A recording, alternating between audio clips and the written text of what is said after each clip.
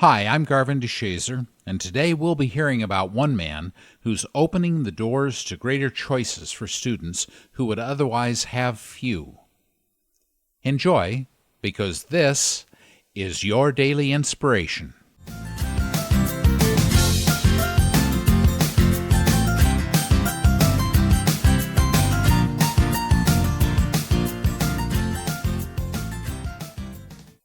Peter Tabachi is a 36-year-old math and physics teacher in rural Kenya. He recently won a $1 million prize for being the world's best teacher. Teaching is in my blood, Peter says. My father was a teacher. My uncle and cousins were also teachers.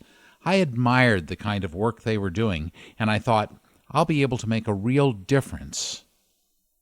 As a teacher at a private school, he noticed how well-equipped his school was and how lacking the public schools in the surrounding communities were. He made the decision to go where he could help the most and became a teacher at the Keriko Secondary School in Pwani Village, a school that seemed to have the fewest resources. Most of the students here came from very poor families, he says. Students here face many challenges. Many of the pupils walk more than 4 miles on bad roads to reach the school.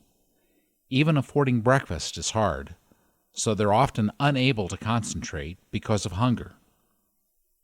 Peter tackled this issue by donating 80% of his earnings to support pupils who otherwise could not afford food, uniforms, or books. It's not all about the money, though, says Peter, referring to his $1 million prize.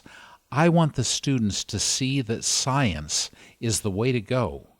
He aims to promote education not only in Kenya, but across all of Africa. As a teacher working on the front line, I have seen the promise of these young people, he says. Their curiosity, their talent, their intelligence, and their belief. Africa's young people will no longer be held back by low expectations. Africa will produce scientists, engineers, entrepreneurs whose names will one day be famous in every corner of the world. And girls will be a huge part of this story. Because the school lacks reliable internet connection, Peter has to travel to a cyber cafe to download resources for his science lessons. In addition to teaching science to students, Peter teaches families how to grow drought-resistant crops. Teaching families new ways of farming is a matter of life and death in this part of Africa, he says. In 2007, when tribalism and ethnic rivalry led to a brutal massacre in Nakuru, Peter extended his efforts to establish roots of harmony. To unite the 7 different tribes represented in the school, Peter started a peace club. Through Peace Club, the students are united, he says. They conduct debates, they do tree branch grafting, and a lot of that brings them together. We did a science project about electricity, says one student. Electric currents came from plant extracts and sewage waste. We entered the Science Week project, says another student. We were called to present, and we became the winners. We were featured in the local newspaper. I feel recognized. The Royal Society of Chemistry in the United Kingdom judged the work Peter had done at the school and noted that Peter had dramatically improved his pupils' achievement, with many more students now going on to university, despite the severe paucity of the school's resources. To be a great teacher, Peter says, you have to do more and talk less. The greatest gift we have in life is arguably that of choice. When our choices are removed from us, we sink into despair. We lose the strength to persist. Eventually, we can lose our humanity.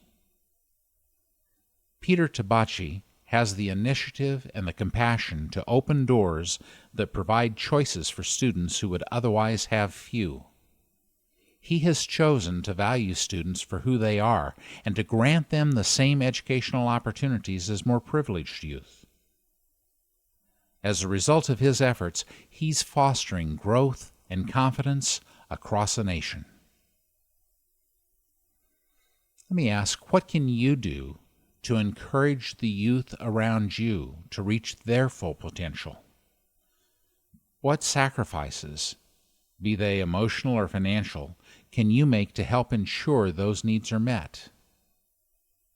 Will you say, I am determined to grant the young people in my community the choices they need, and then step up and open the doors to those choices today? Thanks for listening. May your day be filled with love, laughter, and joy. Bye for now.